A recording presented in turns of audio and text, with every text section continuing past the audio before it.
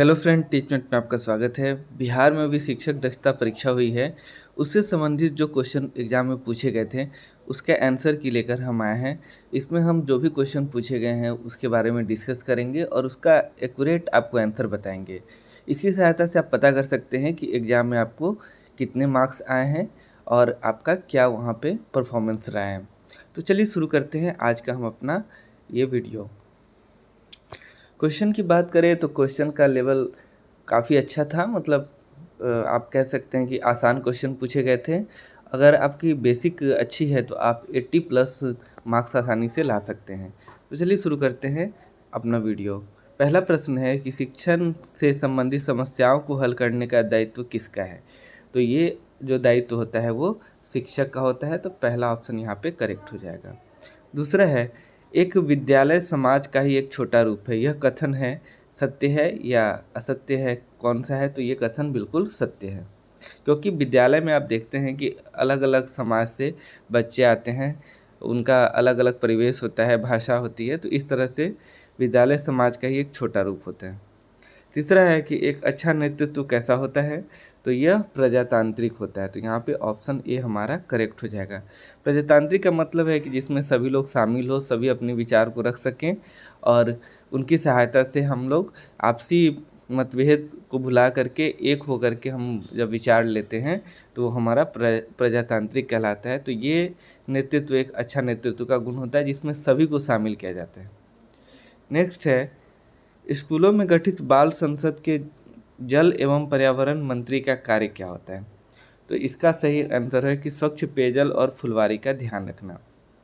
आप जानते हैं कि विद्यालय में बाल संसद का गठन किया जाता है, जिसका कार्य होता है कि जिस तरह से देश को चलाने के लिए संसद होता है उसी तरह से विद्यालय में भी एक छोटे प्रारूप का संसद का गठन होता है और इसमें भी बच्चे जो आने वाले समय में देश में किस तरह से कार्य होता है उसको समझ पाते हैं और अलग अलग मंत्री इसमें बनाए जाते हैं। तो यहाँ पे ऑप्शन 4 करेक्ट हो जाएगा।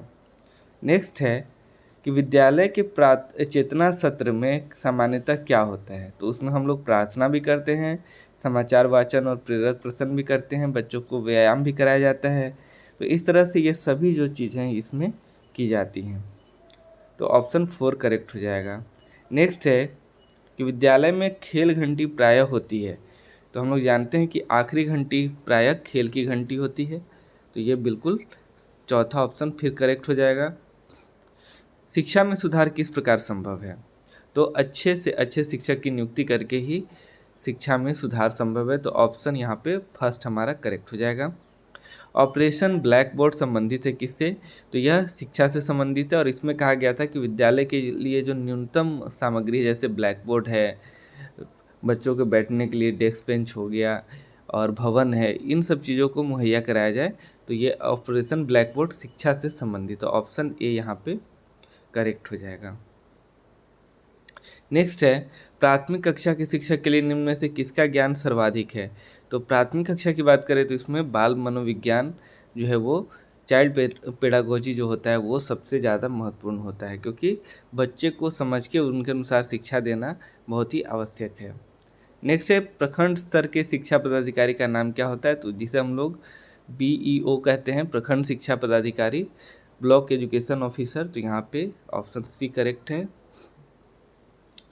नेक्स्ट क्वेश्चन है कि राज्य के सरकारी प्राथमिक विद्यालय में अंग्रेजी किस कक्षा से शुरू होती है, यानी अंग्रेजी विषय किस कक्षा से पढ़ाई शुरू होती है। तो यहाँ पे कक्षा 1 जो है वो सही हो जाएगा। अब कक्षा 1 से ही अंग्रेजी की पढ़ाई होती है। तो यहाँ पे ऑप्शन ए सही है। नेक्स्ट है, विद्यार्थियों को प्रचलित पर्व त्योहारों की जानकारी किस विषय के तहत दी जाती है। तो ये पर्यावरण अध्ययन के तहत दी जाती है और इसमें बच्चों को आसपास की चीज़ों के बारे में जानकारी दी जाती है। पर्व त्योहार, पेड़ पौधे, मिट्टी, वर्षा, ये सब जो चीज़ हैं इसकी जानकारी आपको पर्यावरण के तहत पढ़ाई दी जाती है। एक छात्र कक्षा के अन्य छात्रों को तंग करता है, एक शिक्षक होने के नाते आप क्या करेंगे। तो उसका कारण जानकर उसका समाधान करेंगे। तो ऑप्शन 4 यहाँ पे हमारा करेक्ट हो जाएगा। तो यहाँ सही जवाब हो जाएगा ऑप्शन 4। नेक्स्ट है, स्कूल में आपके किसी शिक्षक साथी द्वारा किए गए गलत व्यवहार की शिकायत आप किससे करेंगे। तो विद्यालय स्तर पर जो भी शिकायत होती है वो हम लोग प्रधानाध्यापक से करते हैं। तो ऑप्शन 3 यहाँ पे करेक्ट हो जाएगा। नेक्स्ट है कि बिहार के सरकारी विद्यालयों में पढ़ाई जा रही पुस्तकों में पर्यावरण और हम भाग 1 किससे संबंधित है? तो आप जानते हैं कि कक्षा 3 से पर्यावरण की पढ़ाई होती है, तो भाग 1 जो है वो वर्ग 3 से संबंधित हो जाएगा। नेक्स्ट है कि बच्चों को विद्यालय में शारीरिक दंड दिए जाने पर लगी रोक के बारे में आप क्या कहेंगे? तो यह एक उचित निर्णय है। तो ऑप्शन ए सही है, क्योंकि शारीरिक दंड देने से बच्चों में हीन भावना आती है और वो पढ़ाई छोड़ देते हैं प्रायः, या उनका पढ़ाई से ध्यान हट जाता है, तो इसलिए ये एक उचित निर्णय है। अगला है कि एक अच्छा शिक्षक वह है जो छात्रों के प्रगति के प्रति सचेत रहता है। तो ऑप्शन 4 यहाँ पे करेक्ट हो जाएगा। अगला है कि समुदाय एक शिक्षक से यह अपेक्षा करता है कि उसका आचरण भी अच्छा हो, वह किसी छात्र के साथ भेदभाव न करे और वह अपने विषय का जानकार हो। तो यहाँ पे सही जवाब हो जाएगा ऑप्शन 4। नेक्स्ट है विद्यालयों में मनाए जाने वाले राष्ट्रीय पर्व कौन से हैं? तो वो है स्वतंत्रता दिवस और गणतंत्र दिवस। ये दोनों जो है हम लोग राष्ट्रीय पर्व के रूप में मनाते हैं। अगला है कक्षा में पढ़ाने से पहले पाठ की योजना बनाना और उसके मतलब अनुरूप प्रबंध कर लेना एक शिक्षक के लिए हमेशा ज़रूरी होता है, क्योंकि आप कक्षा में किस तरह से पढ़ाएंगे, किस तरह से आपका व्यवहार होगा, ये आप पाठ योजना के द्वारा ही कर सकते हैं और इसके द्वारा आप बेहतर तरीके से क्लास में अपना प्रेजेंटेशन दे सकते हैं, इसलिए ये हमेशा ज़रूरी होते हैं। नेक्स्ट है एक शिक्षक का अपने साथ काम करे शिक्षकों के प्रति किस प्रकार का भाव रखना चाहिए? तो यह हमेशा सहयोगात्मक होना चाहिए। ऑप्शन 3 करेक्ट है। अगला है कि आकस्मिक अवकाश की मंजूरी हेतु शिक्षक को अपना आवेदन किसे देना चाहिए? तो यह है आपको प्रधान शिक्षक को, क्योंकि शिक्षक एचएम को देते हैं या हेड टीचर को देते हैं। नेक्स्ट है अपने प्रारंभिक स्कूल में विज्ञान विषय की पढ़ाई अलग से किस वर्ष शुरू होती है? तो विज्ञान जो है अलग विषय के रूप में कक्षा 6 से शुरू हो जाती है। तो ऑप्शन ए हमारा करेक्ट हो जाएगा। शिक्षण एक पारस्परिक क्रिया है, तो ये छात्र और शिक्षक के बीच की है, क्योंकि शिक्षक और छात्र पढ़ाने के क्रम में दोनों नई नई चीज़ों को सीखते हैं, जानते हैं। नेक्स्ट है कक्षा में आपके द्वारा पूछे गए कठिन प्रश्न का उत्तर जब कोई विद्यार्थी देता है तो आप क्या करेंगे? अगर वो कठिन प्रश्न का उत्तर दे देता है तो उसे हम शाबाशी देंगे। तो यहाँ पे ऑप्शन 3 जो है वो करेक्ट हो जाएगा, क्योंकि अगर कठिन प्रश्न है, अगर कोई बच्चा उसका उत्तर दे रहा है तो उसे हम मोटिवेट करेंगे कि तुमने अच्छा काम किया है, और इस तरह से अन्य बच्चे भी कठिन प्रश्न को हल करने के लिए प्रोत्साहित होंगे। एक अच्छा पुस्तकालय वह है जहाँ पुस्तकों का अधिक से अधिक क्या हो? तो जहाँ पर उपयोग हो। अगर पुस्तकालय में पुस्तक का उपयोग नहीं हो तो वो बेकार है। नेक्स्ट है एक अच्छा शिक्षक साफ सफाई एवं स्वच्छता की ओर भी सजग रहता है। इस पर आप क्या सोचते हैं?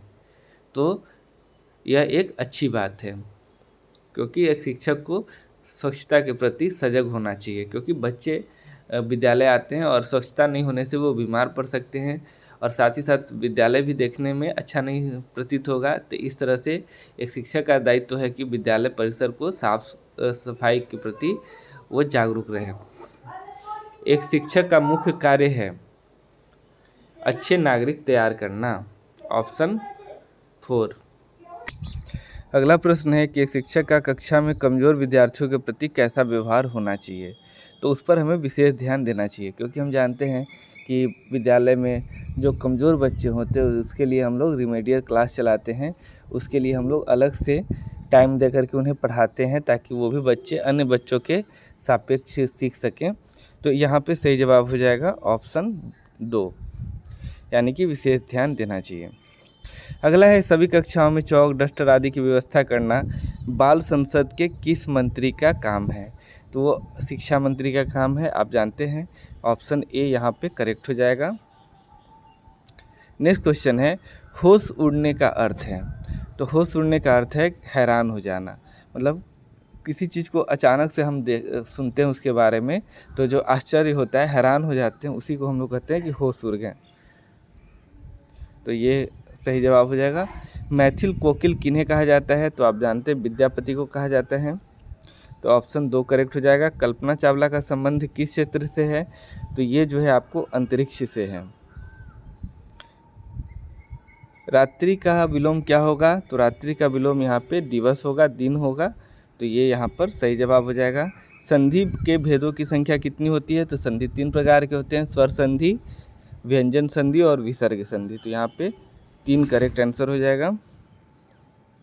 नेक्स्ट है पुस्तकालय का संधि विच्छेद कीजिए। तो पुस्तक जोड़ आलय होता है। तो यहाँ पे सही जवाब है ऑप्शन 2। नेक्स्ट है मेरे नाना प्रकार के खिलौने लाए हैं। वाक्य में रेखांकित सब पद का अर्थ क्या है? तो यहाँ नाना का मतलब है विभिन्न प्रकार के या अनेकों प्रकार के। जैसे मेरे नाना जी अनेक प्रकार के खिलौने लाए हैं या विभिन्न प्रकार के खिलौने लाए हैं। तो यहाँ पे विभिन्न हो जाएगा। नेक्स्ट है निम्नलिखित में गद्य का रूप नहीं है। तो यहाँ पर आप जानते हैं कि कविता जो होता है वो पद्य होता है, गद्य का रूप नहीं होता है, जिसको हम लोग लयबद्ध रूप से पढ़ते हैं। तो ये आपको कविता है। तो यहाँ पर सही जवाब हो जाएगा ऑप्शन 4। खूब लड़ी मर्दानी वो तो झांसी वाली रानी थी। यहाँ झांसी वाली रानी का मतलब किससे है? तो यहाँ पर लक्ष्मीबाई से है, क्योंकि लक्ष्मीबाई को ही हम लोग झांसी की रानी भी कहते हैं, या मणिकर्णिका जो है उन्हें हम लोग झांसी की रानी कहते हैं। नेक्स्ट क्वेश्चन है टेढ़ी नज़र से देखना का क्या मतलब है? तो टेढ़ी नज़र से देखने का मतलब है कि गुस्से से देखना। किसी को हम लोग आंखें टेढ़ी करके देखते, इसका मतलब है कि उसे हम लोग गुस्से से देखते हैं। तो ऑप्शन 3 यहाँ करेक्ट हो जाएगा। जो झूठ बोलता है उसे क्या कहा जाता है? तो उसे हम लोग मिथ्यावादी कहते हैं। जैसे मिथ्या मतलब झूठ, जैसे यह जगत मिथ्या है और ब्रह्म जो है वो केवल सत्य है, ये शंकराचार्य का कथन था। तो यहाँ पर मिथ्या मतलब झूठ। तो इसी तरह से जो झूठ बोलता है उसे हम लोग क्या कहेंगे? तो उसे हम लोग मिथ्यावादी कहेंगे। ऑप्शन 2 करेक्ट हो जाएगा। द्विगु समास का उदाहरण है। तो जिसमें आप जानते हैं कि पूर्व पद संख्यावाचक होता है उसे हम लोग द्विगु कहते हैं। तो यहाँ पर त्रिफला यानी 3 फल संख्यावाचक है, इसलिए यहाँ पे सही जवाब हो जाएगा। उपकार का विपरीतार्थक शब्द है। तो उपकार का सही होता है उल्टा अपकार।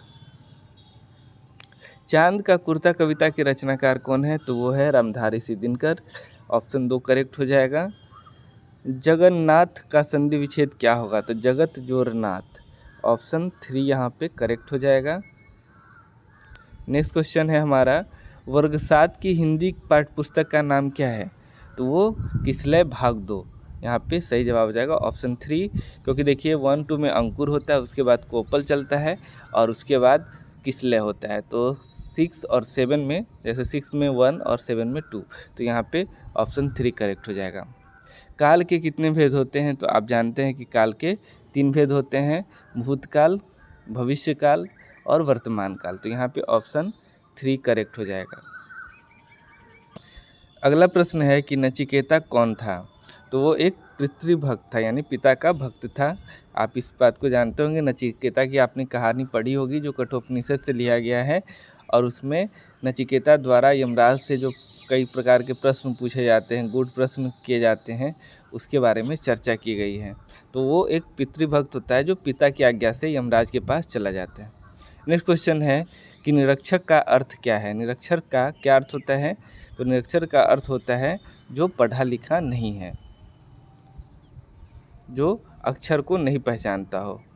अगला है प्रश्न कि सूरदास ने कृष्ण के किस अवस्था की चर्चा की है? तो सूरदास ने कृष्ण के बाल्यावस्था की चर्चा की है। तो ऑप्शन यहाँ पे 2 करेक्ट हो जाएगा। नेक्स्ट क्वेश्चन है भाग्य पर इठलाओं का कौन सा अर्थ ठीक लगता है? तो भाग्य पर गर्व करना यहाँ पर सही है। इठलाना मतलब उस पर खुश होना, गर्व करना। नेक्स्ट है किसी घटना को घटित होते देखने वाला क्या कहलाता है? तो वो जो होता है प्रत्यक्षदर्शी कहलाता है, यानी वो जो प्रत्यक्ष रूप से किसी चीज़ को देख रहा है तो वो प्रत्यक्षदर्शी होगा। शंकर, यह सुनकर चुप हो गया, इसमें शंकर शब्द है। तो जो नाम होता है किसी व्यक्ति का उसे हम लोग संज्ञा कहते हैं। किसी वस्तु, व्यक्ति, स्थान, जाति, जानवर इत्यादि के नाम को हम लोग संज्ञा कहते हैं। तो यहाँ पे सही जवाब हो जाएगा ऑप्शन 3। नेक्स्ट है 9 2 11 होना मुहावरा का अर्थ क्या है? तो 9 2 11 मुहावरा का अर्थ होता है भाग जाना। जैसे चोर पुलिस को देखकर 9 2 11 हो गया। वर्ग 3 की हिंदी पाठ्य पुस्तक का नाम क्या है? तो आप जानते हैं कि वर्ग 3 की हिंदी पाठ्य पुस्तक का नाम है कोम्पल। तो यहाँ पे सही जवाब हो जाएगा ऑप्शन 2। अब चलिए अगले प्रश्न को देख लेते हैं कि संख्या 142 में 4 का स्थानीय मान क्या होगा। तो 4 का स्थानीय मान अगर आप निकालेंगे तो यहाँ पर पहले लिखेंगे 4 और उसके बाद एक अंक है तो 1 0, तो यहाँ पर हो जाएगा ऑप्शन 2 करेक्ट। नेक्स्ट है, एक अंक की सबसे बड़ी संख्या और 2 अंकों की सबसे छोटी संख्या को जोड़ने पर संख्या प्राप्त होगी। तो एक अंक की सबसे बड़ी संख्या होती है 9, एक अंक की सबसे बड़ी संख्या होती है 9 और 2 अंकों की सबसे छोटी संख्या होती है 10। अगर इसको आप जोड़ेंगे तो क्या होगा, तो 10 और 9 19, यानी कि ऑप्शन 3 यहाँ पे करेक्ट हो जाएगा। इस तरह से वर्ग अंतराल 4 से 8 का जो वर्ग माप होगा वो कितना होगा, तो 4 से 8 के बीच में 4 का अंतर है, तो यहाँ पे ऑप्शन 2 जो है वो करेक्ट हो जाएगा। 16 और 64 का महत्तम समापवर्तक है। तो देखिए, जब एक ही पहाड़ा वाला हो या एक ही गुणनखंड वाला हो, जैसे 16 के पहाड़ा में 64 आता है, तो वैसा अगर रहता है तो उस केस में जो छोटा होता है वही उसका महत्तम समापवर्तक हो जाता है। तो 16 यहाँ पे करेक्ट हो जाएगा। जैसे 16 और 32 का भी करेंगे तो 16 दूना 32 होता है, तो 16 ही यहाँ पर महत्तम समापवर्तक हो जाएगा, एचसीएफ हो जाएगा। नेक्स्ट है, निम्न में से त्रिविमीय आकृति यानी 3D जो फिगर है वो कौन सा है। तो आप जानते हैं कि घनाभ जो होता है वो 3D होता है, 3 डायमेंशनल में होता है। जैसे घनाभ हम लोग इस तरह से बनाते हैं, उसके बाद हम लोग इस तरह से इसको मिला देते हैं तो ये घनाभ बन जाता है। तो इस तरह की जो आकृति होती है उसे हम लोग घनाभ कहते हैं। ये 3D है, यानी इसमें लंबाई, चौड़ाई और ऊंचाई तीनों चीज़ होता है। तो यहाँ पे ऑप्शन 2 करेक्ट हो जाएगा। नेक्स्ट क्वेश्चन है कि एक आयत की लंबाई 12 सेंटीमीटर और चौड़ाई 5 सेंटीमीटर है, तो इसका क्षेत्रफल क्या होगा। तो आयत का क्षेत्रफल होता है लंबाई गुने चौड़ाई, तो आप दोनों को गुना करेंगे तो 12 पंचे 60, यानी कि तीसरा जो है करेक्ट आंसर हो जाएगा। अगला है कि एक चतुर्भुज के कितने शीर्ष होते हैं। तो एक चतुर्भुज में आपको 4 शीर्ष होंगे, तो ऑप्शन 3 करेक्ट हो जाएगा। मिलान चिन्ह जो दिया गया है इसमें किस संख्या को दर्शाता है, तो 5, 5, 10 और 3 13, तो इस तरह से यहाँ पर 13 जो है हमारा करेक्ट आंसर हो जाएगा। नेक्स्ट है, √196 का मान क्या होगा। तो यहाँ जो है आपको √196 14 का मान होता है। जब 14 गुने 14 करेंगे तो 196 आपको प्राप्त हो जाएगा, तो ऑप्शन 4 करेक्ट हो जाएगा। नेक्स्ट है, 2x + 3 = 15 में x का मान क्या होगा। तो इसको आप सॉल्व करके देख लीजिए। तो अगर आप ऐसे इसको देखते हैं तो 2x बराबर हो जाएगा 15 - 3 और 15 में से 3 घटाएंगे तो आपको आएगा 12। तो यहाँ पर हो जाएगा 2x = 12 और 12 में जब आप इसको भाग करेंगे, इधर गुना में है तो इधर आके ये हो जाएगा 12/2 बराबर हो जाएगा 6। तो इस तरह से यहाँ पर सही जवाब हो जाएगा ऑप्शन ए, यानी कि 6। चलिए अब अगले प्रश्न को देखते हैं। संख्या 8 के लिए कौन सा सही है। तो आप संख्या 8 को चाहे तो इस तीनों तरह से लिख सकते हैं। 16 में 2 से भाग करेंगे तो भी 8 प्राप्त होगा, 2 गुने 2 गुने 2 लिखेंगे तो भी 8 प्राप्त होगा, और 2 के पावर 3 को भी हम लोग इसी तरह से लिख सकते हैं, 2 गुने 2 गुने 2 तो 8 ही होगा। तो ये सभी है 8 को ही निरूपित कर रहे हैं। अगला प्रश्न है कि 7003 की संख्या है। तो 7003 कहाँ लिखा गया, तो ये चौथे ऑप्शन में है।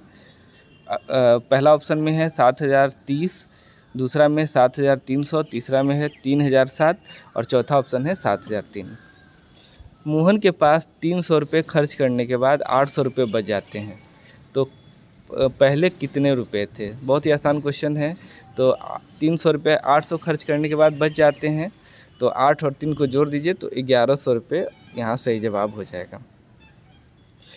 लूडो के एक पासे में कुल कितने सतह होते हैं, यानी लूडो का जो डाइस होता है उसको कितना सतह, सरफेस कितना होता है। तो यहाँ पे 6 सतह होता है। आप ये 3D डायमेंशनल है, यानी आप पासे को देखिएगा तो उसमें 6 सतह होगा। 1 का पावर 6 का मान कितना होगा। तो देखिए 1 का पावर आप कितना भी कर दें उसका मान 1 ही होता है, क्योंकि 1 को आप कितना बार भी गुना करेंगे तो वो 1 ही प्राप्त होगा। जैसे 1 गुने 1 गुने 1 गुने 1 गुने 1 गुने 1, तो इस तरह से 6 बार भी करें या 10 बार करें, कितने बार भी करेंगे तो 1 को जितना भी पावर कर दिया जाए वो 1 ही रिजल्ट आएगा, 1 ही आएगा। तो यहाँ सही जवाब हो जाएगा ऑप्शन 3। नेक्स्ट क्वेश्चन है कि सामान्यतः किसी चुंबक में कितने ध्रुव होते हैं? तो सामान्यतः किसी चुंबक में 2 ध्रुव होते हैं। आप जानते हैं कि उसमें नॉर्थ पोल और साउथ पोल 2 होता है, तो यहाँ पर 2 ध्रुव यहाँ पे सही जवाब हो जाएगा। बल्ब के आविष्कारक कौन थे? तो बल्ब के आविष्कारक थे थॉमस एल्वा एडिसन। नेक्स्ट है ठोस पदार्थ का उदाहरण है, तो ठोस पदार्थ का उदाहरण है पत्थर, यानी जिसको अणुओं के बीच में काफ़ी कम जगह होता है और जो काफ़ी संकुचित होता है, जिसको आसानी से दबाया नहीं जा सकता है और जो अपना आकार नहीं बदलता है, उसे हम लोग ठोस कहते हैं। तो ये यहाँ पर आप देख रहे हैं कि पत्थर जो है उसका आकार निश्चित होता है और इसको आसानी से संपीड़ित नहीं कर सकते हैं, और इस तरह से यहाँ पे इसका सही जवाब हो जाएगा। निम्नांकित वस्तुओं में से बिजली का कुचालक है, यानी बिजली किससे होकर प्रवाहित नहीं हो सकती है, तो यहाँ पे प्लास्टिक सही जवाब हो जाएगा। प्लास्टिक से होकर के बिजली प्रवाहित नहीं होती है, तो वो यहाँ पर इंसुलेटर हो जाएगा इलेक्ट्रिसिटी का। पृथ्वी का एक ही प्राकृतिक उपग्रह है, यानी कि जो हमारी अर्थ है उसका एक नेचुरल सैटेलाइट है, तो वो है चंद्रमा। पृथ्वी की एक ही सैटेलाइट है और वो चंद्रमा है। नेक्स्ट क्वेश्चन है कि जल निम्नलिखित में से क्या है? ठोस है, द्रव है, गैस है या कोई नहीं? तो जल जानते हैं हम लोग कि वो लिक्विड के रूप में रहता है, द्रव के रूप में रहता है, यानी इसका आयतन निश्चित होता है लेकिन आकार जो होता है वो अनिश्चित होता है, यह अपना आकार बदलते रहता है। नेक्स्ट क्वेश्चन है कि जलवाष्प को जल में बदलने की क्रिया को हम लोग क्या कहते हैं?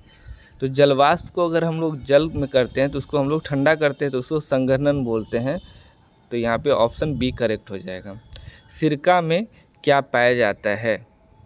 तो यहाँ से जवाब हो जाएगा एसिटिक अम्ल। सिरका उसे कहते हैं जब कोई ठोस या द्रव हो और उसमें शुगर पाया जाता है, तो उसमें किण्वन की प्रक्रिया करते हैं तो एक पेय पदार्थ प्राप्त होता है। यानी कि कोई अगर ठोस या द्रव जिसमें शुगर हो, चीनी हो, उसको किण्वन करेंगे तो उससे एक पेय पदार्थ निकलता है, उसी को हम लोग सिरका कहते हैं। और तो यानी कि किण्वन द्वारा आप कह सकते हैं सिरका की प्राप्ति होती है और इसमें एसिटिक अम्ल जो होता है वो पाए जाते हैं। नेक्स्ट है कि टूथपेस्ट क्या है? तो टूथपेस्ट जो होता है एक तरह से क्षारीय पदार्थ होता है, जो कि हमारे मुंह में जो अम्लीय चीज़ होते हैं उनको बैलेंस करता है, यानी कि हमारे माउथ का जो पीएच होता है उसको बैलेंस करता है। लकड़ी ऊष्मा का क्या है? तो लकड़ी जो होता है, वुड जो होता है, ऊष्मा का कुचालक होता है, तो यहाँ पे सही जवाब हो जाएगा ऑप्शन 2। नेक्स्ट है कि इनमें से किसका बीज पक्षियों द्वारा बिखरता है? तो इसमें सही दोस्तों इसका करेक्ट आंसर अभी तक नहीं मिल पाया है, आप इसे सर्च कर लीजिएगा। तो इस ऑप्शन को हम यहाँ पे छोड़ते हैं, इस क्वेश्चन को। अगला है कि बच्चा देने वाला जीव कौन सा है? तो इसका सही जवाब है ऑप्शन 4 चमगादड़। नेक्स्ट है कौन सा जीव रेंग कर चलता है? तो इसका सही जवाब है ऑप्शन 2 सांप। नेक्स्ट है पौधे का जननांग कौन सा होता है? तो ये होता है फूल, क्योंकि फूल में ही आप जानते हैं कि बहुत सारे पौधे होते हैं जो द्विलिंगी भी होते हैं और एकलिंगी होते हैं, तो उसके फूल में ही उसके जननांग पाए जाते हैं, जैसे स्टिग्मा है, स्टाइल है, ओवरी है, स्टैमेन है, ये सभी जो पार्ट होते हैं वो फूल में ही आपको देखने को मिलते हैं। पौधे जल और खनिज का अवशोषण करते हैं, किसके द्वारा? तो वो जड़ द्वारा इन चीज़ों का करते हैं, तो ऑप्शन ए यहाँ पर करेक्ट हो जाएगा। नेक्स्ट क्वेश्चन हमारा है वेदों की कुल संख्या कितनी है? तो आपको पता है कि 4 वेद हैं, ऋग्वेद, सामवेद, यजुर्वेद और अथर्ववेद। इसमें ऋग्वेद सबसे पुराना है और अथर्ववेद सबसे नया है, तो ऑप्शन यहाँ पे 2 करेक्ट हो जाएगा। नेक्स्ट क्वेश्चन है खुदाबख्श ओरिएंटल पब्लिक लाइब्रेरी कहाँ है? तो ये पटना में है, तो यहाँ पर ये हमारा करेक्ट आंसर हो जाएगा। नेक्स्ट है कि सम्राट अशोक कहाँ का शासक था? तो वो मगध का शासक था, और मगध प्राचीन समय में बिहार को ही कहा जाता था। नेक्स्ट है कि झांसी में 1857 के संग्राम का नेतृत्व किसने किया था? तो वो रानी लक्ष्मीबाई ने किया था, तो यहाँ पे ऑप्शन 3 जो है वो करेक्ट हो जाएगा। कुंवर सिंह बिहार के जगदीशपुर से किए थे, और इस तरह से बेगम हजरत महल जो थी वो लखनऊ से की थी। नाना साहब कानपुर से किए थे। तो इस तरह से यहाँ पे अलग अलग ऑप्शन दिए गए हैं, तो यहाँ सही जवाब हो जाएगा ऑप्शन 3 रानी लक्ष्मीबाई या मणिकर्णिका जो थी वो झांसी में संग्राम का नेतृत्व की थी। नेक्स्ट क्वेश्चन है कि झारखंड राज्य किस राज्य के विभाजन के फलस्वरूप बना था? तो यह बिहार से अलग होकर के 2000 ईस्वी में झारखंड राज्य एक अलग राज्य बना था। नेक्स्ट है छोटा नागपुर क्या है? तो छोटा नागपुर का पठार आप जानते होंगे कि एक पठारी क्षेत्र है, भारत के पूरब में क्या है? तो आप जानते हैं कि पूरब दिशा में जो है वो बंगाल की खाड़ी है, तो यहाँ पे सही जवाब हो जाएगा ऑप्शन 2। विश्व का सबसे बड़ा महादेश कौन सा है? तो वो है एशिया, ऑप्शन 4 यहाँ करेक्ट हो जाएगा। बिहार जन्मस्थली किसकी है? तो गुरु गोविंद सिंह की है। नेक्स्ट है एक्सप्रेसवे नाम किसका है? तो एक्सप्रेसवे जो है वो एक सड़क का है, यानी कि भारत में जो उच्च स्तरीय सड़क है, हाईली डेवलप्ड जो रोडवे है, हाईवे है, उसी को हम लोग एक्सप्रेसवे का नाम दिया गया है और इसमें 6 से लेके 8 लेन तक पाए जाते हैं। तो यहाँ पे सही जवाब हो जाएगा ऑप्शन ए। और अगला प्रश्न है कि गोलघर कहाँ अवस्थित है? तो ये क्वेश्चन आप सभी को पता होगा कि पटना में है। नेक्स्ट है विधानसभा के सदस्य को क्या कहते हैं? तो विधानसभा के सदस्य को विधायक कहते हैं। नेक्स्ट है जेब्रा क्रॉसिंग का चिन्ह क्या दर्शाता है? तो यह दिखाता है पदयात्री क्रॉसिंग, यानी कि जो पैदल यात्री है वो जेब्रा क्रॉसिंग के द्वारा सड़क पार कर सकते हैं। सरहुल महत्वपूर्ण पर्व है कहाँ का? तो यह मुख्य रूप से पर्व है आपको झारखंड का, और इसमें पेड़ पौधे इत्यादि की पूजा की जाती है। अगला है कि शिक्षा विभाग के कार्यों का संचालन करने वाले मंत्री कौन है? तो वो है शिक्षा मंत्री। शिक्षा मंत्री जो होते हैं वही शिक्षा के संबंधी जो शिक्षा विभाग के जो कार्य होते हैं उसका संचालन करते हैं। तो दोस्तों ये था हमारा बिहार में जो दक्षता परीक्षा हुआ था उसमें आए हुए प्रश्न। उम्मीद है कि आपको ये वीडियो पसंद आया होगा। आप कमेंट में बताएं कि अगर आपने इस एग्ज़ाम को दिया है तो आपको इसमें से कितने आंसर सही हो रहे हैं, और अगर ये वीडियो आपको पसंद आया है तो आप इसे लाइक ज़रूर कीजिएगा और हमारे चैनल को सब्सक्राइब कीजिएगा। Thank you.